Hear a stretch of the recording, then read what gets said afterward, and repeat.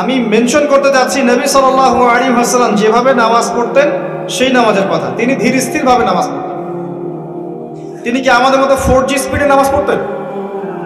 রুকু করলে সেজদা পাওয়া যায় না। অনেক মসজিদে দেখবেন তারাবি হবে রমজান মাসে, এত দ্রুত যে আসলে মুসল্লি বুঝতে পারে না কি তেলাওয়াত করা হচ্ছে। শেষের আয়াতটা একটা লম্বা টান দিয়ে ছাড়া হয়, ওইটা খালি বুঝতে পারে এখন রুকু হবে, এইটুকু বুঝতে পারে। এরকম নয়। আপনি হারাম শরীফে দেখবেন, কাবা ঘরে দেখবেন, মসজিদ নববীতে দেখবেন, অন্যান্য যত মসজিদগুলো আছে আরব কন্টিনেন্টে, এখানে দেখবেন ধীর স্থিরভাবে তারাবি সালাত হয়, সুন্দর কেরাত হয়, লম্বা কেরাত, লম্বা রুকু, লম্বা সেজদা, এবং প্রশান্তির সাথে মানুষ সালাত আদায় করে। আমি এই সালাতকে বোঝাচ্ছি। রমাদান মাসে সালাতটাকে প্রশান্তির সাথে আদায় করেন, তাড়াহুড়া করবেন। কারণ ওয়া মা খালাকতুল জিন্না ওয়াল ইনসা ইল্লা লিয়াবুদুন, আমি জিন আর মানুষকে শুধু আমার ইবাদত করার জন্যই সৃষ্টি করেছি, অন্য কোনো কারণে আল্লাহ পাক সৃষ্টি করেন নাই। এর জন্যই তো পৃথিবীতে এসেছি নামাজ পড়তে। নামাজে এত তাড়াহুড়া কেন? দুনিয়ার সমস্ত কাজ ধীর স্থিরভাবে করি, মসজিদে আসলে কখন বের হব তার আগে আমরা প্রতিযোগিতা সৃষ্টি করি। এটা কি ঠিক হচ্ছে ভাই? এটা ঠিক হচ্ছে? নামাজ স্থিরভাবে পড়েন, ধীর স্থিরভাবে পড়েন, আল্লাহ পাক তৌফিক দান করেন। আসেন, রমাদানে আমি একটা কথা বলি, যাকাত, যাদের যাকাত আছে, নিসাব পরিমাণ সম্পত্তি হয়েছে, রমজানে যাকাত দিয়ে দিবেন। যাকাত নিয়ে টালবাহানা করবেন না, আল্লাহর ওয়াস্তে যাকাত দিয়ে দেন। যাকাত হচ্ছে আপনার সম্পদে গরিবের হক। অন্যের হক নষ্ট করলে এই শাস্তি আল্লাহ পাক এমন ভাবে দিবেন, ওই সম্পদটাকে আল্লাহ পাক গলাবেন, গলিয়ে কপালে, গালে, পিঠে লাগিয়ে দিবেন, এবং একটা সাপের আকৃতি দিবেন, এই সাপ গলায় ঝুলে থাকবে এবং কপালে ঠোকর দিবে। বলেন নাউযুবিল্লাহ। যাকাত দিয়ে দেন। যাকাত ইসলামিক অর্থনীতির মূল ভিত্তি। যাকাত না থাকলে ইসলামিক ইকোনমিক টিকবে না। ইসলামিক ইকোনমিক্সের মূল বেস হচ্ছে যাকাত এবং সাদাকা এবং বিজনেস, ব্যবসা। এগুলো নিয়ে পড়াশোনা করেন। আমি মাহফিলে এত ডিটেলস বলতে পারি না। আমি আগেও বলেছি, আমি ওয়াজ মাহফিলে আমি আমার জানা মতে 30-40% কথা বলতে পারি না, বাকি 60% পড়ে, 50% পড়ে। এগুলো বলার পরিবেশ এই মাহফিলগুলো নয়। ইনশাআল্লাহ আস্তে আস্তে যতটুকু জানি বলার চেষ্টা করব। ওয়া মা তাওফীকি ইল্লা বিল্লাহ, আলাইহি তাওয়াক্কালতু ওয়া ইলাইহি উনীব। যাকাত ইসলামিক ইকোনমিক্সের বেস। ইসলামিক ইকোনমিক্স সম্পর্কে জানতে হলে, বুঝতে হলে, পড়তে হলে আমি একজন আলেমের নাম বলছি, যাকে আমি বেসিক্যালি ফলো করার চেষ্টা করি ইকোনমিক সেকশনে এবং অন্যান্য সেকশনেও। তিনি আমার খুব শ্রদ্ধেয় একজন আলেম, আল্লামা তাকি উসমানী দামাত বারাকাতুহু। তার ইকোনমিক্সের সিরিজ আছে, ইসলামিক অর্থনীতির সিরিজ আছে, বই 10টা-15টা বই শুধু অর্থনীতির উপরেই। এগুলো কিনেন, ঢাকায় বাংলা বাজারে পাবেন, কিনে এনে বাসায় পড়েন, আপনি দেখবেন ইসলামিক অর্থনীতি কি জিনিস। আর অর্থনীতির জ্ঞান না থাকার কারণেই, অর্থনীতির বিশুদ্ধ জ্ঞান না থাকার কারণেই আমরা ইবাদত বন্দেগীর জীবনে, নামাজে হলেও ব্যবসায়িক জীবনে, অর্থনৈতিক জীবনে পাক্কা সুদখোর হয়ে বসে আছে। আমার কথা কি বুঝতে পারছেন ভাই? অর্থনীতির জ্ঞান দরকার আছে না? একটা রাষ্ট্র মনে করেন যার কাছে অর্থনৈতিক সুপার পাওয়ার, তার কাছে ইকোনমিক চাবিকাঠি আছে। ওয়ার্ল্ডের একটা রাষ্ট্র মনে করেন তার কাছে অর্থনৈতিক চাবিকাঠি আছে, সে চাইলে কাউকে ইকোনমিক ভাবে দুর্বল করতে পারে, কাউকে শক্তিশালী করতে পারে। এখন অন্যান্য রাষ্ট্ররা এর আনুগত্য করবে না? করবে না? করবে। অর্থনীতি মূল ভিত্তি। নবী সাল্লাল্লাহু আলাইহি ওয়াসাল্লাম মদিনায় হিজরত করে যখন মদিনা সনদ তৈরি করলেন, সাহাবীদের মধ্যে ভ্রাতৃত্বের বন্ধন স্থাপন করলেন, ইহুদিদের সাথে চুক্তি করলেন, মসজিদ নববী নির্মাণ করলেন, এরপরে তিনি প্রথম যেখানে ফোকাস করেছেন সেটা হলো মুসলিমদের অর্থনীতি সমৃদ্ধ করার কাজে। তারপরে সামরিক বাহিনী গঠন ইত্যাদি ইত্যাদি। অর্থনীতি মূল জিনিস। আর এই বিষয়গুলো আমাদের প্রতিষ্ঠানগুলোতে আরো বেশি বেশি পড়ানো উচিত। এটা আমার নাসিহা। বাকি যারা এর দায়িত্বশীল তারা বুঝবেন। আসুন, আমি যেটা বলছিলাম, রমাদান মাসে যাকাতগুলোকে দিয়ে দেন। এটা আপনার সম্পদে গরিবের হক। যাকাত ইসলামিক সমাজে সাম্য নিয়ে আসবে। গরিব না খেয়ে মারা যাবে না। আপনার সম্পদে ওর হক আছে, ওই হকটা না দিয়ে আপনি মৃত্যুবরণ করেন না, আল্লাহর ওয়াস্তে। এই পর্যন্ত যে যাকাতগুলো দেন নাই সেটাও হিসেব করা উচিত যে আপনি কত টাকা যাকাত দেন নাই। আল্লাহ পাকের কাছে ইস্তেগফার করা উচিত যে আল্লাহ, আমার 20 বছর আগ থেকে যাকাত ফরজ হয়েছে, আমি যাকাত এখনো দেইনি, আল্লাহ আমাকে মাফ করো, যদি সম্ভব হয় টাকাগুলো দিয়ে দিয়েন। আল্লাহ পাক তৌফিক দান করুন, দোয়া করি। আর রমজান মাসে বেশি থেকে বেশি তাসবিহ তাহলিল করবেন, বেশি বেশি, সময় নষ্ট করবেন না। হয়তো ফেসবুকে কমেন্ট করতে গিয়ে, পোস্ট দিতে গিয়ে হয়তো সময় নষ্ট করবেন। এগুলোর কোনো ফায়দা নাই, এগুলোর খুব একটা ফায়দা নাই। বাস্তবিক মাঠে ময়দানে যারা কাজ করে এদের মধ্যে ফায়দা আছে। মুসলিমরা মাঠে কাজ করবে, মাঠে। এখন যারা মাঠে কাজ করছে তারা ফেসবুকে এত শোডাউন করে না, এত আইওয়াশ করে না। আপনি কি আজকে জানতে পেরেছেন যে বাংলাদেশে কতজন মানুষ খ্রিস্টান হয়েছে? জেনেছেন? আপনি কি আজকে জানতে পেরেছেন যে বাংলাদেশে কতজন মানুষ কাদিয়ানি হয়েছে? জেনেছেন? আপনি কি আজকে জানতে পেরেছেন যে বাংলাদেশে কতজন মানুষ আহলে কোরআন হয়েছে এবং শিয়া হয়ে গেছে? আপনি কি জানতে পেরেছেন? যারা এই কাজগুলো করছে বা করে তারা এত শোডাউন করে না, আর আমরা কাজের চেয়ে শোডাউনে বেশি অভ্যস্ত। আল্লাহ পাক আমাদেরকে বোঝার তৌফিক দান করুন। মসজিদে কাজ করেন, মসজিদ ভিত্তিক দাওয়া দেন, খুতবা দেন, তালিম করেন, আল্লাহর রাস্তায় সময় লাগান, মাঠে ময়দানে দিনের কাজ করেন, ইনশাল্লাহ দিন এগিয়ে যাবে ইনশাল্লাহ। অনলাইন একটা অপশন যেখানে আপনি বিশুদ্ধ বিষয়গুলো প্রচার করতে পারেন। এটা ঝগড়া করার প্ল্যাটফর্ম নয়, এটা কাউকে বিতর্কিত করার প্ল্যাটফর্ম নয়, এটা কারো প্রতি বিদ্বেষ ঝাড়ার প্ল্যাটফর্ম নয়, এটা মনের দুঃখ প্রকাশের প্ল্যাটফর্ম নয়। এটা একটা মাধ্যম যেটা নিয়ন্ত্রণ করে ইহুদি খ্রিস্টানরা। এই মাধ্যমটা নিয়ন্ত্রণ করে কারা? ইহুদি খ্রিস্টানরা। ইহুদি খ্রিস্টানের প্ল্যাটফর্মে গিয়ে দিনের কতটুকু খেদমত হয় এটা আল্লাহ ভালো জানেন, আমরা বুঝি না খুব একটা। অনেক সময় মনে করছেন যে অনেক প্রচার প্রসার হচ্ছে, কল্যাণের চেয়ে এখানে অকল্যাণ অনেক বেশি আছে, সময় হলেই বুঝতে পারবেন ইনশাআল্লাহ। কল্যাণের চাইতে এখানে যে অকল্যাণ বেশি আছে এটা সময় হলে বুঝতে পারবেন ইনশাআল্লাহ। আমি অপেক্ষা করছি সময়ের জন্য, আমি সময়ের অপেক্ষা করতে বলছি, সময়টা হোক তখন বুঝতে পারবেন ইনশাআল্লাহ এগুলোর মধ্যে কল্যাণের চাইতে অকল্যাণটা বেশি ছিল। এগুলো নিয়ন্ত্রণ মুসলিমদের হাতে নেই, এটা টোটাল নিয়ন্ত্রণ বাইরে। এবং এখানে কনস্ট্রাকটিভ কিছু পাবেন না আপনি। ছেলে দিনের জ্ঞান অর্জন করতে যাবে, সে ইউটিউবে ঢুকবে, ওই বিষয়ের লেকচার শুনতে যাবে, যখনই সার্চ দিবে সে দেখবে ওই বিষয়ে এক আলেম যা বলেছেন তার বিপক্ষে আরেকজন কি বলেছেন এটা চলে আসবে। অমুক যা বললেন তমুকের বিরুদ্ধে, তমুক যা বললেন তমুকের বিরুদ্ধে, এটা চলে আসবে। ও একদিন একটা বিষয় পড়বে, আরেকদিন আরেকটা লেকচার শুনবে, আরেকদিন আরেকটা বই পড়বে, আরেকদিন আরেকটা লেকচার শুনবে। ও বিক্ষিপ্তভাবে ইসলাম চর্চা করবে, ওর মধ্যে কোনো কনস্ট্রাকটিভ ইসলামিক আইডিওলজি ইনস্টল করা যাবে না। আমরা কি স্কুল লাইফে এভাবে পড়াশোনা করেছি? কলেজে এভাবে পড়াশোনা করেছি? মাদ্রাসায় কি এভাবে এলোমেলো পড়াশোনা করেছি? শুরুটা হয় একটা লেভেল থেকে, লেভেল 1, লেভেল 2, লেভেল 3, লেভেল 4, আস্তে আস্তে আস্তে আস্তে মানুষ একটা লেভেলে যায়। আর আপনি যখন অনলাইন সেকশনকে ইলম অর্জনের একমাত্র মাধ্যম বানিয়েছেন তখন আপনার মস্তিষ্ক বিক্ষিপ্ত হয়ে গেছে। আপনি কি আমার কথা বুঝতে পারছেন? হয়তো বুঝতে পারছেন না। যখন আপনি অনলাইনটাকে দিনের জ্ঞান শেখার একমাত্র মাধ্যম বানিয়েছেন তখন আপনার মস্তিষ্কটা বিক্ষিপ্ত হয়ে গেছে এবং আপনি এখানে গঠনমূলক বিষয়ের চাইতে সমালোচনা বেশি দেখেছেন। এবং এমনও কিছু কুরুচিপূর্ণ বিষয় আছে এখানে যেটা দেখলে মানুষের ইসলাম সম্পর্কে বিরূপ ধারণা সৃষ্টি হয়। সময় হোক বুঝবেন। আর যারা এগুলোর প্রভাবে যাদের উপরে জুলুম আর নির্যাতন এসেছে তারা জানে যে ভিতরের বিষয়গুলো কি।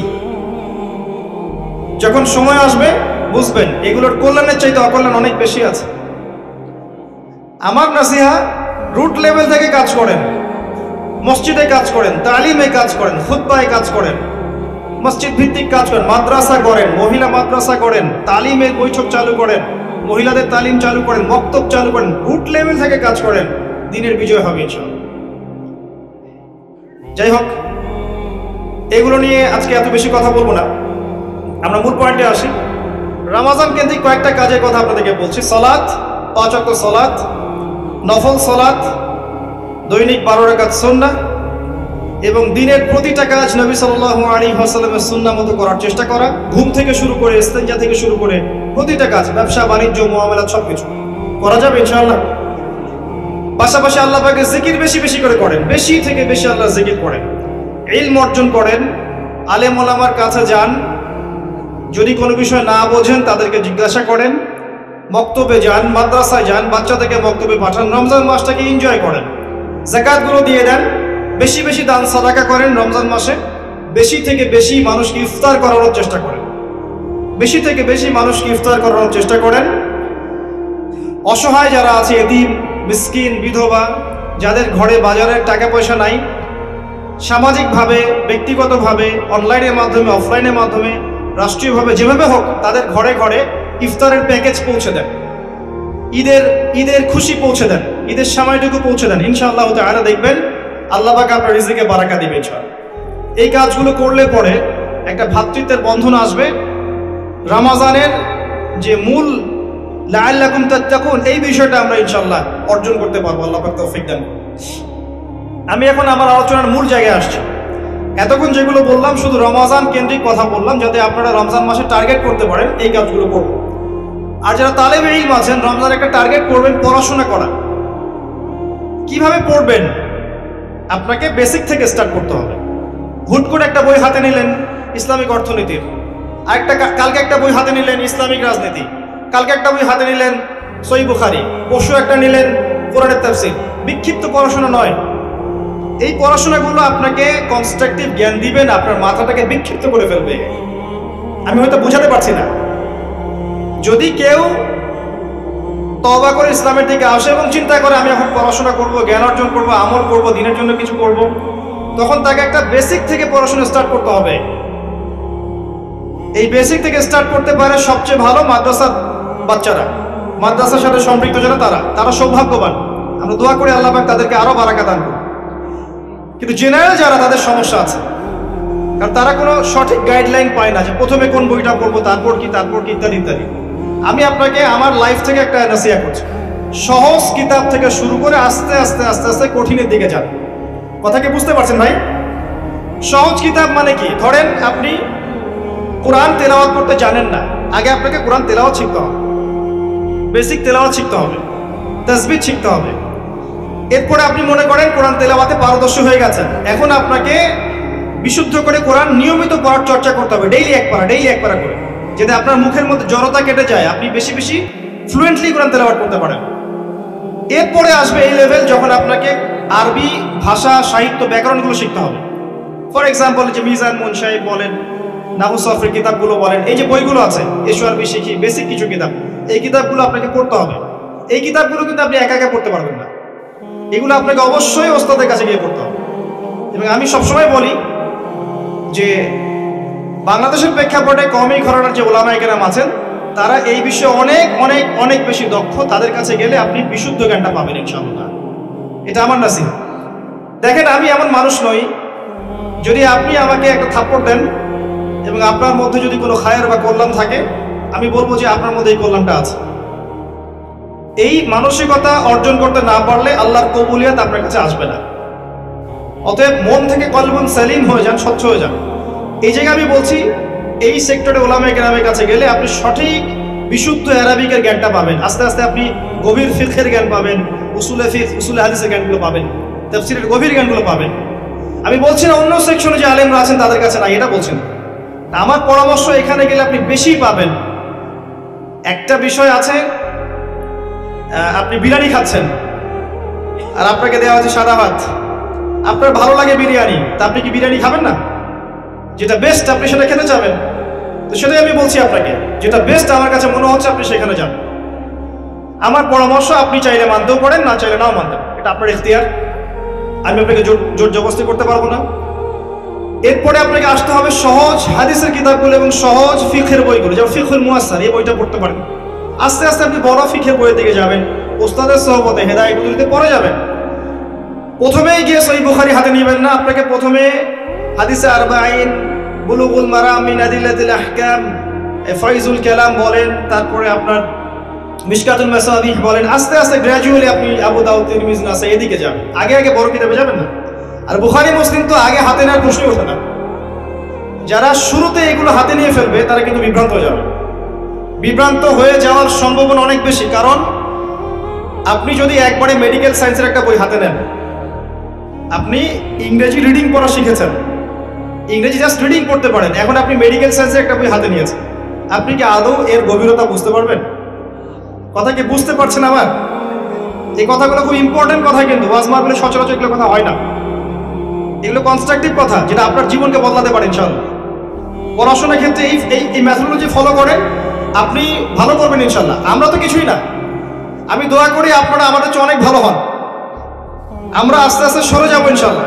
যে দিনকাল পড়ছে আস্তে আস্তে সরে যেতেও হবে মনে হচ্ছে। এরপরে যারা আসবেন তাদের জন্য আমি কিছু পথ পদ্ধতি বলে দিয়ে যাচ্ছি, যে এগুলোর উপর আমল করেন, পড়াশোনা এইভাবে করেন, ইনশাআল্লাহ দেখবেন এমন প্রজন্ম আসবে যাদের হাতে আল্লাহ পাক ইসলামের বিজয়ের পতাকা দিবেন ইনশাআল্লাহ। এটা আমার বিশ্বাস। আর আমরা দুর্ভাগ্যজনকভাবে অথবা সৌভাগ্যজনকভাবে এমন একটা সাইকোলজির পরিবেশে চলাফেরা করি আর কি, যেখানে একজন আরেকজনের ভালো খুব একটা দেখতে পারে না। যখন কারো ভালো হতে থাকে বেশিরভাগ মানুষের এটা সহ্য হয় না, এবং এভাবেই আমরা দিনকে ক্ষতিগ্রস্ত করি। এবং দিনকে ইসলামের প্রকাশ্য শত্রুরা যতটা ক্ষতিগ্রস্ত না করেছে, আমরা আপোষে সেটা বেশি করেছি।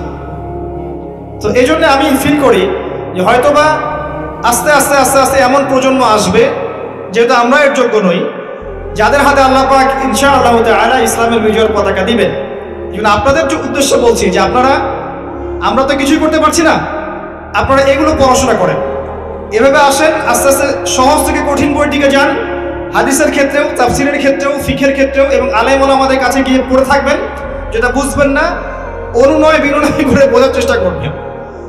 তারা যদি বুঝাতে সময় না পায়, ব্যস্ত থাকে, বিজি থাকে, আপনি লেগেই থাকবেন, ইনশাআল্লাহ দেখবেন আল্লাহ আপনাকে জ্ঞান দিবেন ইনশাআল্লাহ। এগুলোর টিপস।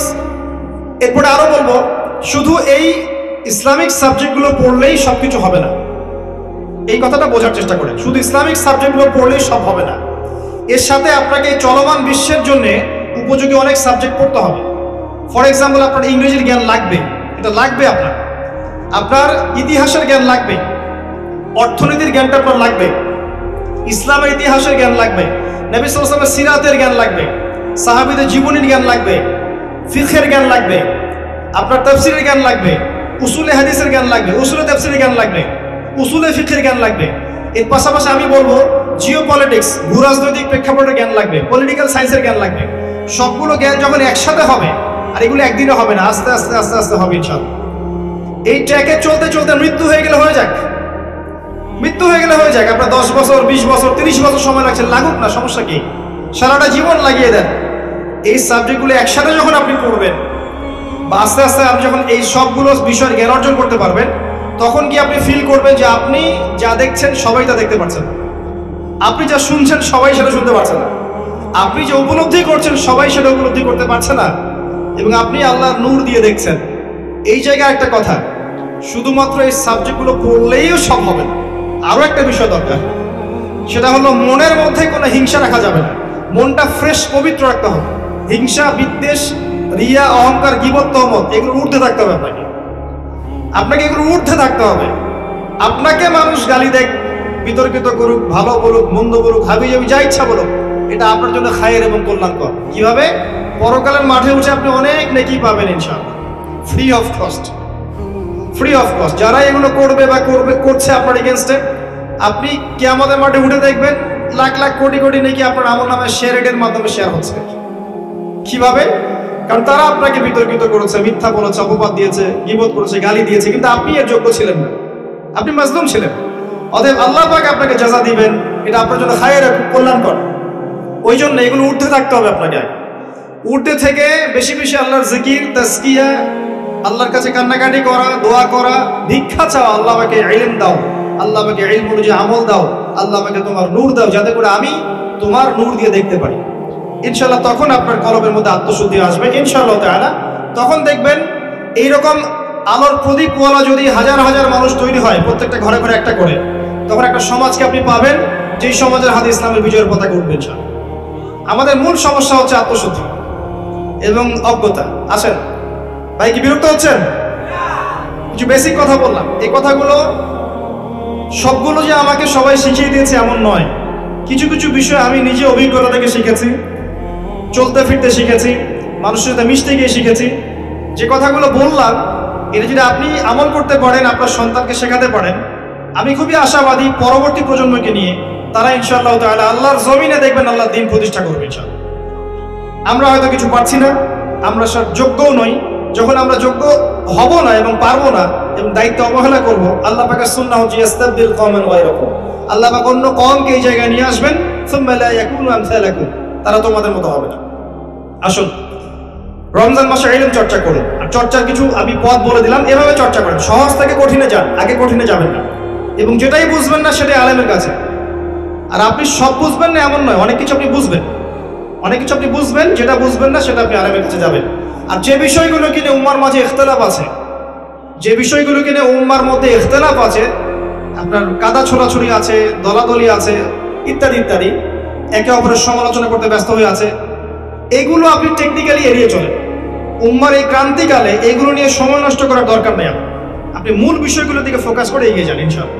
মূল বিষয় কি? সালাত। মূল বিষয় যাকাত, সাওম, হজ, উমরা, আমর বিল মারুফ, নাহি আনিল মুনকার। মূল বিষয় হচ্ছে আল্লাহর জমিন, আল্লাহর দ্বীন, তাওহীদ, সুন্নাহ, আপনার বেদাত, শিরক, এগুলো মূল বিষয়। হালাল হারাম, রিবা, জিনা, জায়নিস্ট মুভমেন্ট, ইসলামের এগেইনস্টে ইহুদি খ্রিস্টানদের ষড়যন্ত্র, এগুলো তো মূল বিষয়। মূল বিষয়গুলো কিনে এগিয়ে যান ইনশাআল্লাহ, দেখবেন বাকি বিষয়গুলো আল্লাহ পাক ঠিক করে দিবেন ইনশাআল্লাহ। আল্লাহ পাক আমাদের সবাইকে কনস্ট্রাকটিভ জ্ঞান অর্জন করার তৌফিক এনায়েত করুন, আমিন। প্রিয় ভাইয়েরা, এখানে আমি আসছি যে রমজানটাকে কোরআনময় করবেন কিভাবে। রমজানে এই আমলগুলো করবেন, আল্লাহ পাক তৌফিক দান করুন আমাকে আপনাদের সবাইকে। একটা বিষয়ের দিকে ফোকাস করবো আমি এখন, সেটা হচ্ছে কোরআন কেন্দ্রিক রমাদান। এখন একটা আয়াতকে আমি শোনাচ্ছি আপনাদের সামনে, পানি দিয়ে।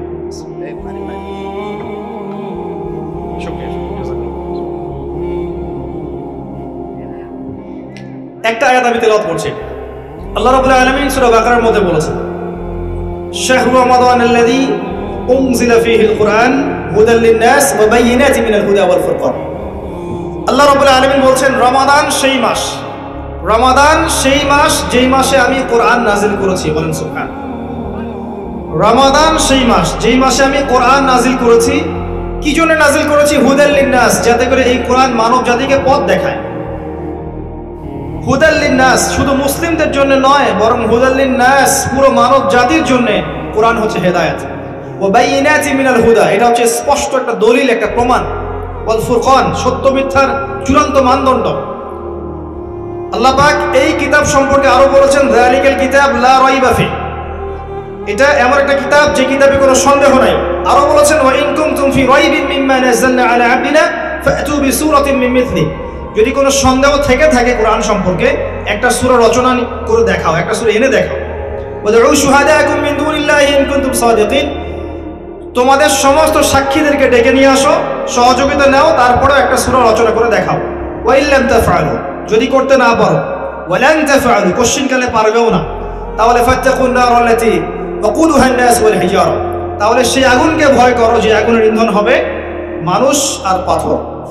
আল্লাহ পাক এখানে একটা বিষয় দিকে ফোকাস করছেন। কোরআন আল্লাহ পাক রমাদান মাসে নাজিল করেছেন, যে বইয়ে কোনো সন্দেহ নাই, যেটা স্পষ্ট প্রমাণ, যেটা বায়িনাত, যেটা হুদান, এবং যেটা হচ্ছে ফুরকান, ন্যায় অন্যায়, সত্য মিথ্যা, হক বাতিলের চূড়ান্ত মানদণ্ড আল্লাহর ওয়াহী আল কোরআন আল্লাহ পাক রমাদান মাসে নাজিল করেছেন। অন্য সূরা আল্লাহ বলেছেন, ইন্না আনজালনাহু ফি লাইলাতিল কদর, আমি কদরের রাতে আমি কদরের রাতে কোরআন নাজিল করেছি। আর কদরের রাত কি শবে বরাতে নাকি রমাদান মাসের শেষ দশকে? রমাদান মাসের শেষ দশকের বিজোড় রাত 21, 23, 25, 27, 29, এর মধ্যে একটা রাত হচ্ছে লাইলাতুল কদর। আল্লাহ পাক বলেন, কদরের রাতে আমি কোরআন নাজিল করেছি এবং কোরআনের সমস্ত বিষয়ের সমাধান নাজিল করেছি। কোথায় আছে? সূরা নাহল 89 নম্বর আয়াত। আল্লাহ পাক বলেন, ওয়া নাযালনা আলাইকাল কিতাব তিবয়ানান লিকুল্লি শাই, আমি এমন একটা কিতাব নাজিল করেছি হে নবী তোমার উপরে সাল্লাল্লাহু আলাইহি ওয়াসাল্লাম, যে কিতাবটা তিবয়ানান লিকুল্লি শাই, প্রত্যেকটা বিষয়ের ব্যাখ্যা। কোরআন প্রতিটা বিষয়েরই ব্যাখ্যা। ওয়া হুদান, এবং হেদায়েত, ওয়া রাহমাতান, এবং দয়া, ওয়া বুশরা লিল মুসলিমিন, মুসলিমদের জন্য সুসংবাদ। সূরা কাহফে আল্লাহ আরো বলেছেন, ওয়া লাকাদ সাররাফনা ফি হাযাল কুরআন লিন-নাস মিন কুল্লি মাসাল, আমি মানব জাতির জন্য কোরআনে প্রত্যেকটা বিষয় ব্যাখ্যা করেছি, প্রতিটা বিষয়। ওয়া কানা আল-ইনসান আকসারা শাইইন জাদালা, কিন্তু মানুষ বেশিরভাগ বিষয়ে বিতর্ক করতে পছন্দ করে। সূরা বনী ইসরাঈলের মধ্যে একই আয়াত আছে। এখন কথা হচ্ছে, আল্লাহ পাক কোরআন নাজিল করেছেন রমজান মাসে, লাইলাতুল কদরে। আমরা যে রমজান মাসকে এই আমলের মৌসুম হিসেবে নিয়েছি, এত মহিমান্বিত আল্লাহ পাক করেছেন, এর পিছনে একটা মাত্র মূল কারণ, রমাদানকে মহিমান্বিত করার একটা মূল কারণ, সেটা হচ্ছে রমজান মাসে কোরআন নাজিল করা হয়েছে। সুবহানাল্লাহ। কদরের রাতে যখন আইয়ামে জাহিলিয়াতের মধ্যে সুদ ছিল, শিরক ছিল, জিনা ছিল, ব্যভিচার ছিল, পাপাচার ছিল, আপনার গোত্রীয় হানাহানি ছিল, নারীর অবমাননা ছিল, মাদক ছিল, এরকম একটা সমাজের মধ্যে আল্লাহ পাক কোরআন নাজিল করেছেন। আর মাত্র 23 বছর পরে গিয়ে আপনি দেখেন, 23 বছর পরে গিয়ে আরবে কোনো শিরক নাই, কোনো রিবা নাই, কোনো সুদ নাই, কোনো মাদক নাই, কোনো নারীর অবমাননা নাই, কোনো জেনা নাই, কিছুই নাই, গোত্রীয় হানাহানি নাই। 23 বছরের মধ্যে কোরআনের আলোকে জাহিলি সমাজ আলোকিত সমাজে পরিণত হচ্ছে। বলেন সুবহানাল্লাহ। কিভাবে হলো? কোরআনের হক আদায় করার কারণে। তারা কোরআন পড়েছেন, কোরআনের অর্থ বুঝেছেন, কোরআন হিফজ করেছেন, কোরআনের আদেশ মেনেছেন, নিষেধকে বর্জন করেছেন, কোরআনের দাওয়াত দিয়েছেন, কোরআনের লসগুলো প্রতিষ্ঠা করেছেন, কোরআনের হক আদায় হয়েছে, সমাজ পরিবর্তন হয়েছে। এখন রমজান মাসে আমরা কোরআনময় করব কিভাবে? এখন আপনি জানেন কোরআন কেন্দ্রিক রমাদান মাস। রমাদান মাস কেন মর্যাদা মণ্ডিত? এক কথায় উত্তর হচ্ছে এই মাসে কোরআন নাযিল করা হয়েছে। এখন অ্যাজ এ মুসলিম আমার কি দায়িত্ব? আমি কোরআনের সাথে কি আচরণ করব? আমি কিভাবে কোরআনময় রমাদান বানাবো? প্র্যাকটিক্যাল কিছু কথা বলছি, শুনেন। কয়েক শ্রেণীর মানুষ আছে। এক শ্রেণীর মানুষ যারা কোরআন আদৌ পড়তে জানেন, আছে না এমন মানুষ? হাত উঁচু করেন তো অনেস্টলি, কারা কারা কোরআন একদমই পড়তে জানেন না? আছে তো কিছু মানুষ কোরআন তিলাওয়াত করতে জানে না। আমি অনুরোধ করব, এই রমাদান মাসটাকে গনিমত মনে করে আপনারা যারা কোরআন তেলাওয়াত করতে জানেন না, যে বা যারা যেখানেই আছেন, কোরআন তেলাওয়াত এই মাসে শিখে নেবেন। 1 মাস সময়ের মধ্যেই কোরআন তেলাওয়াত শেখা সম্ভব। কোরআনের হক আদায় করব, এক এক মানুষের দায়িত্ব এক এক রকম। যে ব্যক্তি কোরআন মোটেই তেলাওয়াত করতে জানে না, তার জন্য এই রমাদানে কোরআনের হক হচ্ছে সেই কোরআন অ্যাটলিস্ট তেলাওয়াত করা শিখবেন। পারা যাবে ইনশাআল্লাহ? জাস্ট তেলাওয়াত করা শিখবেন। আপনি আলিফ থেকে শুরু করে ইয়া পর্যন্ত অক্ষর শিখবেন, আপনি মদ শিখবেন, মাখরাজ শিখবেন, তাজবিদ শিখবেন, গুন্না শিখবেন, আপনি বাকি অ্যারাবিক ব্যাকরণের নিয়মগুলো শিখবেন। পারা যাবে ইনশাআল্লাহ? কিভাবে শিখবেন? অনলাইনে অনেক কোর্স করানো হবে রমজান মাসে। রমাদান মাসে কিন্তু অনলাইনে অনেক কোর্স করানো হবে, 1 মাসে করতে পারেন। অলরেডি অনেক কোর্স দেওয়া আছে, শিখতে পারেন। অথবা আপনি সবচেয়ে ভালো হয় স্থানীয় আলেমের কাছে যাবেন, দৈনিক 30 দিন 30 রমাদান 1 ঘন্টা করে সময় দিবেন, ইনশাআল্লাহ আপনি শিখতে পারবেন। মসজিদে যারা দায়িত্বশীল আছেন, মসজিদকে 1 মাসে রমাদানে কোরআন শিক্ষা কোর্স চালু করেন, জনগণ ফ্রি শিখবে। আপনারা ইমাম সাহেবের বেতন দিবেন, পারবেন? আপনারা কমিটিতে যারা আছেন তারা ইমাম সাহেবের বেতন দিবেন, ভালো অঙ্কের হাদিয়া দিবেন, এবং তিনি এলাকার সমস্ত মানুষকে ফ্রি বিনামূল্যে কোরআন শিক্ষা দিবেন। করা যাবে? রমজান মাসটাকে কাজে লাগিয়ে যারা কোরআন একেবারেই তেলাওয়াত করতে জানেন না, তাদের দায়িত্ব হচ্ছে কোরআন তেলাওয়াত করা শেখা। এখানে আপনার জন্য কয়েকটা ফজিলত বলছি আমি, লিসেন ভাই। যদি আপনি কোরআন তেলাওয়াত করতে শিখে নেন এবং একবার বিশুদ্ধ করে শিখে নেন, আজীবন এটা আপনার কাজও দিবে। আপনার জন্য রাসূলের কয়েকটা হাদিস, শুধু আপনার জন্য। নবী সাল্লাল্লাহু আলাইহি ওয়াসাল্লাম বলেছেন, ইকরাউল কোরআন, তোমরা কোরআন তেলাওয়াত করো, ফাইন্নাহু ইয়াতি ইয়াউমাল কিয়ামা শাফিআন লিআসহাবি। কোরআন কিয়ামতের দিনে তেলাওয়াতকারীর পক্ষে আল্লাহর কাছে সুপারিশ করবে ইনশাআল্লাহ। নবীজি বলেছেন, খায়রুকুম মান তাআল্লামাল কোরআন ওয়া আল্লামা। তোমাদের মধ্যে শ্রেষ্ঠ ব্যক্তি তারাই, সর্বোত্তম ব্যক্তি তারাই, খায়র উত্তম ব্যক্তি তারাই যারা নিজে কোরআন শেখে অপরকে শেখায়। পারবেন ইনশাআল্লাহ? একটা হাদিসে বলেছেন, কোরআন যারা তেলাওয়াত করে, কোরআন তেলাওয়াত করে এর উপর মাহির হয়, দক্ষ হয়, মা'আস সাফরাতিল কিরামিল বাররা, তারা সম্মানিত ফেরেশতাদের সাথে হাসর করবে। আর যারা তেলাওয়াত করতে গিয়ে আটকে যায়, ওয়ায়াতাতা'উ ফিহি ওয়া হুয়া আলাইহি শাক ফালাহু আজরান, যে ব্যক্তি তেলাওয়াত করতে গিয়ে আটকে যায় আবার চেষ্টা করে, তার জন্য ডাবল পুরস্কার আছে। আপনি তেলাওয়াত করা শেখেন, সূরা ফাতিহা তেলাওয়াত করবেন, এটা কোরআনের সবচেয়ে মর্যাদামণ্ডিত আয়াত। আয়াতুল কুরসি তেলাওয়াত করবেন, এটা কোরআনের অন্যতম একটা মর্যাদামণ্ডিত আয়াত।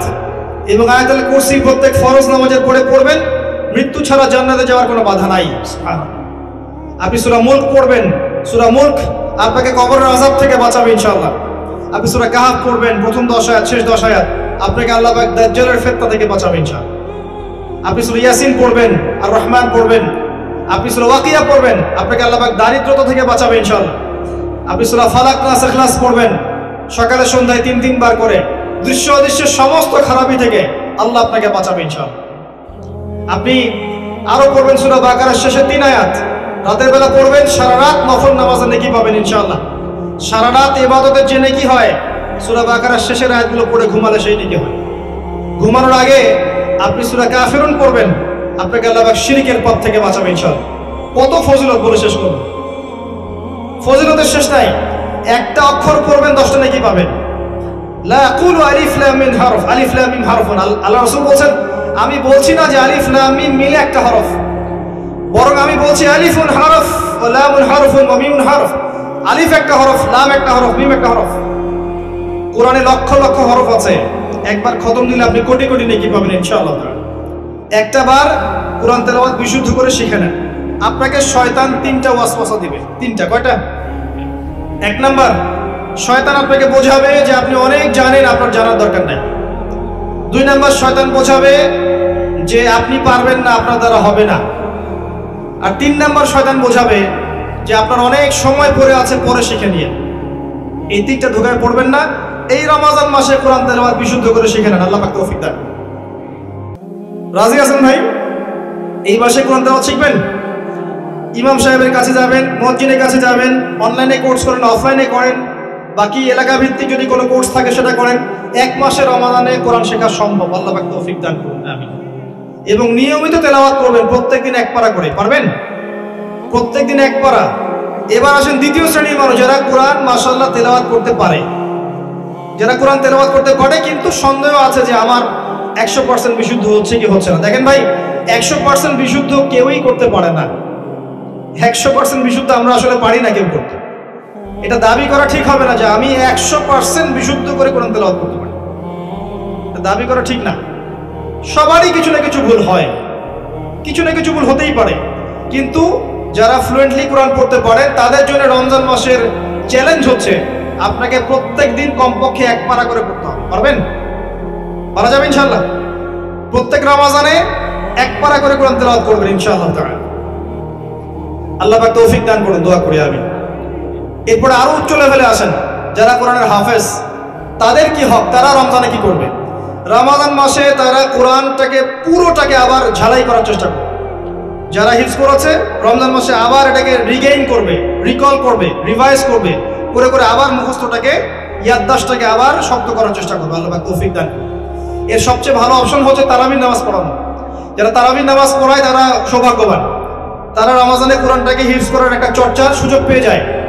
এবং আমি রিকোয়েস্ট করবো তারাবির নামাজে এমন ব্যক্তিকে ইমামতির দায়িত্ব দিবেন যার তেলাওয়াতটা সুমধুর, যার তেলাওয়াত শুনে নামাজে মনোযোগ বৃদ্ধি পায়, এমন ব্যক্তিকে দিবেন। আর রমজান মাসে আল্লাহর ওয়াস্তে ইমাম, খতিব, মুয়াজ্জিনদের বেতন বাড়াবেন। সবকিছু বাড়ে, তাদের বেতন বাড়ে না, এটা ঠিক নয়। সবকিছুর দাম বাড়ে, সবকিছুর মান বাড়ে, ইমাম, খতিব, মুয়াজ্জিন তাদের বেতন বাড়বে না, এটা ঠিক নয়। আপনি তাদের পরিবারের দায়িত্ব নিয়ে নেবেন রমজান মাসে। তারা শুধু খুতবা দিবে, দিনের চর্চা করবে, তারাবি পড়াবে, নামাজ পড়াবে, তারা দিনের পথে কাজ করবে। তাদের ফ্যামিলির দায়িত্ব কে নিবে? আমরা না নিলে কে নিবে? তাদেরকে ভালো অঙ্কের বেতনের ব্যবস্থা করবে যাতে ওদের কোনো টেনশন না থাকে। আল্লাহ পাক, আমি এটা খুব কষ্ট পাই তাদের জন্য। অনেক মসজিদে আমরা গিয়েছি, দেখেছি ইমাম সাহেবের বেতন 5,000 টাকা, মুয়াজ্জিন সাহেবের বেতন 5,000 টাকা। 5,000 টাকা দিয়ে সংসার চলে এখন? 10,000 টাকা দিয়ে সংসার চলে আদৌ এখন? আপনার সয়াবিনের দাম কত, চালের দাম কত, ডালের দাম কত? মাজলুম, তারা কিছু বলতেও পারে না। ওই যে কমিটির কাছে বন্দি হয়ে থাকে, কমিটির কাছে বন্দি। আর দেখবেন অনেক মসজিদের কমিটির মেম্বারই নামাজ পড়ে না, আছে না? ইমাম সাহেবদেরকে সম্মান দেন, মুয়াজ্জিন সাহেবদেরকে সম্মান দেন, তাদের বেতন ভাতা বাড়িয়ে দেন, তাদেরকে বাইরে টেনশন করতে বাদ দিতে বলেন, তাদেরকে তাদের দায়িত্ব পালন করতে বলেন। আপনি তাদের ভালো হাদিয়া এবং ভালো পরিবারের অন্ন বস্ত্রের ব্যবস্থার চেষ্টা করেন, ইনশাআল্লাহ তারা দেখবেন আপনার রিজিকেও বরকত হবে ইনশাআল্লাহ। আসুন, যারা হাফেজে কোরআন তারা রমজান মাসে কোরআনটাকে হিফজ করবে। এরপরে কি করবে? যারা কোরআনের অর্থটা বুঝি আমরা টুকটাক, তাদের উপর দায়িত্ব হচ্ছে কোরআনে রমাদান মাসে যে আমরা রমাদান মাসে কোরআনের অর্থটাকে আবার রিভাইজ করার চেষ্টা করবো, প্রত্যেকটা সূরার অর্থগুলো পড়ার চেষ্টা করবো। পারবেন? পারা যাবে কিন্তু ইনশাআল্লাহ। নবী সাল্লাল্লাহু আলাইহি ওয়াসাল্লাম পুরো রমাদানে একবার কোরআন খতম করতেন। পুরো রমাদানে একবার করে খতম করতেন। মনে আছে জিবরাইল আলাইহিস সালাম আসতেন, এসে তেলাওয়াত করে শোনাতেন, তিনি আবার তেলাওয়াত রিপিট করতেন, এভাবে পুরো মাস তারা কোরআন চর্চা করতেন। যে বছর নবী সাল্লাল্লাহু আলাইহি ওয়াসাল্লাম ইন্তেকাল করেছেন ওই বছর 2 বার খতম দিয়েছেন। আল্লাহ পাক আমাদেরকে কোরআন অর্থসহ পড়ার তৌফিক এনায়েত করুন, আমিন। অর্থসহ পড়তে গিয়ে কিছু বিষয় জানতে হয়। যারা অর্থসহ পড়তে চান তাদেরকে অবশ্যই অ্যারাবিক গ্রামার আগে শিখতে হবে। এগুলো আপনাকে আগেই শিখতে হবে, রমজান মাসে শেখার সুযোগ হবে না। এটা এত সহজও নয়, সময় লাগে। অনেকগুলো বেসিক বই কভার করলে পরে আপনি অ্যারাবিক ল্যাঙ্গুয়েজটা বুঝতে পারবেন। তবে আমি আপনাদেরকে খুশির কিছু খবর বলতে পারি, সেটা হলো এখন অনলাইনে এমন কিছু কোর্স আছে যেই কোর্সগুলোর মধ্যে আপনি অল্প সময়ে বেসিক কোরআনের কিছু জ্ঞান পেতে পারেন। বেসিক আমি বলবো না যে আপনি মুফাসসির হয়ে যাবেন, মুহাদ্দিস ফকিহ হয়ে যাবেন, এমন নয়, কিন্তু বেসিক অ্যারাবিক গ্রামার আপনি শিখতে পারবেন। মাদানী অ্যারাবিক একটা কোর্স আছে, আন্ডারস্ট্যান্ড কোরআন অ্যান্ড সালাহ এর মধ্যে একটা কোর্স আছে। এই কোর্সগুলো অনলাইনে ঘাটাঘাটি করেন, দেখবেন আপনি 6 মাস 1 বছরের মধ্যে মোটামুটি ভাবে কোরআনের 50-60% অর্থ বুঝে ফেলবেন ইনশাআল্লাহ। সহজ। বিসিএস কোচিং করছেন না, কম্পিউটারে কোর্স করছেন না, এফএম মেথড নতুন নতুন কোর্স করছেন না, অনেক মডারেশন আসছে না, একইভাবে অ্যারাবিক সেকশনে অনেক মডারেশন এসেছে। এগুলো আপনি খোঁজ খবর নেন, দেখবেন বিভিন্ন জায়গায় এই কোর্সগুলো করানো হচ্ছে।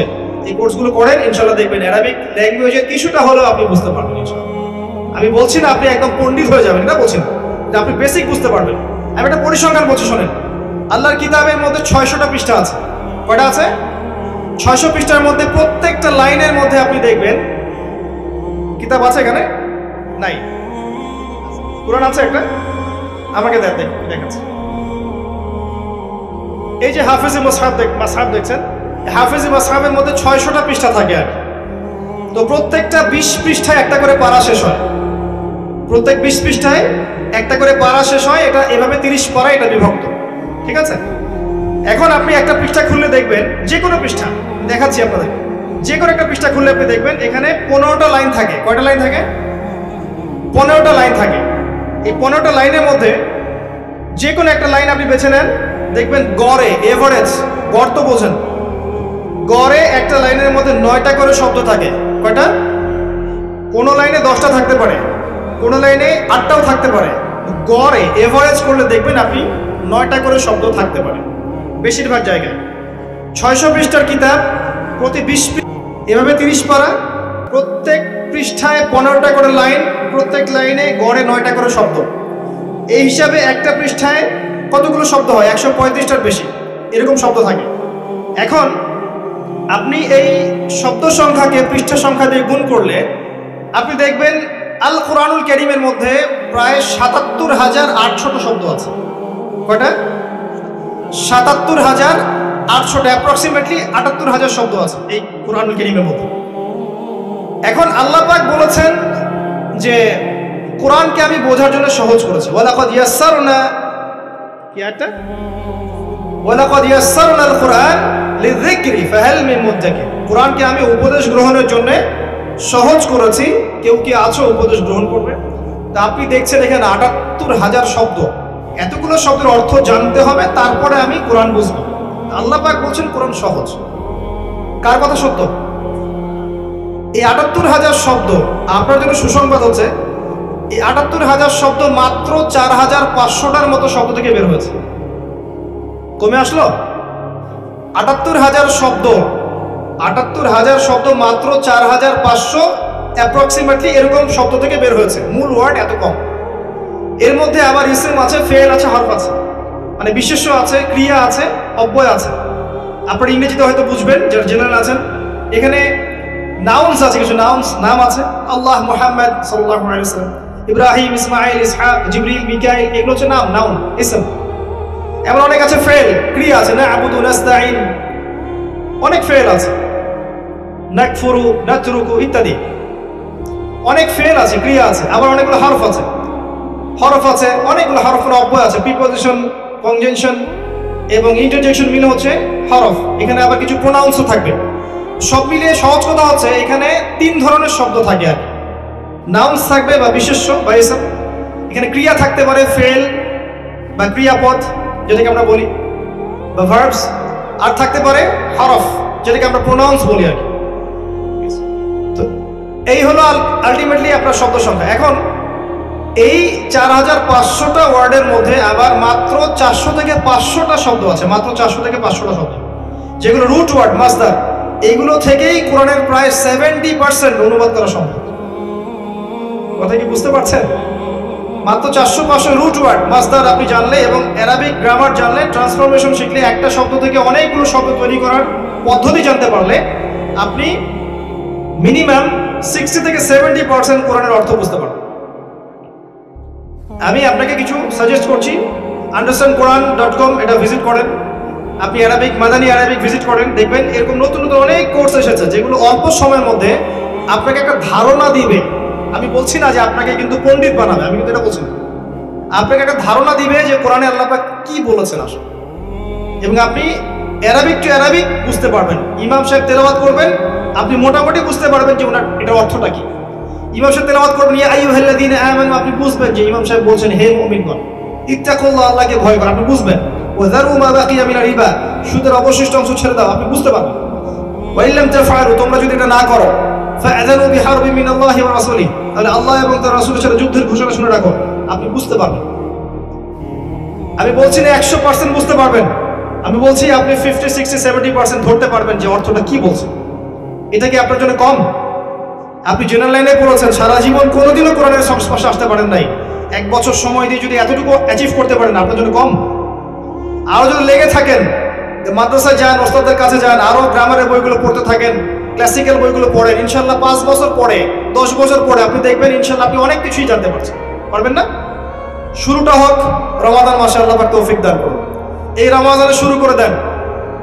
আমি মাহফিল বলে আরো বেশি কথা বলতে পারছি না, এখানে আরো অনেক তত্ত্ব উপাত্ত আমার কাছে আছে যেগুলোতে আমি আপনাকে বোঝাতে পারতাম যে কোরআন অনেক সহজ, বোঝাটা অনেক সহজ।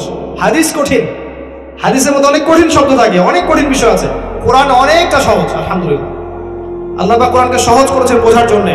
ফাহাল মিন মুদ্দাকির, কেউ কি আছো উপদেশ গ্রহণ করবে? এই যে সূরা ফাতিহা, সূরা ফাতিহার মধ্যে যতগুলো শব্দ আছে, শুধু সূরা ফাতিহার মধ্যে যতগুলো শব্দ আছে, এই শব্দগুলো কোরআনে রিপিট করা হয়েছে ৭৮০০ বার। কতবার?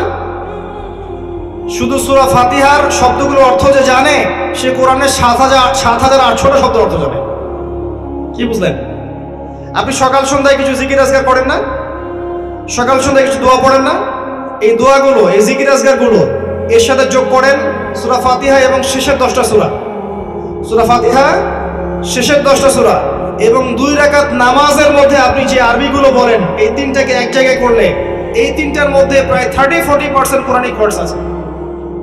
3টা উৎস, সকাল সন্ধ্যায় যে জিকিরগুলো করেন সেগুলো, সূরা ফাতিহা এবং শেষের 10টা-15টা সূরা, এবং আপনার 2 রাকাত নামাজে আপনি যে আরবিগুলো পড়েন বা বলেন, এগুলোকে এক জায়গায় করেন, এর আরবি শব্দগুলো এক জায়গায় করেন, এগুলোর অর্থ যদি আপনি জানেন, আপনি কোরআনের 20 থেকে 30% অর্থ জানেন।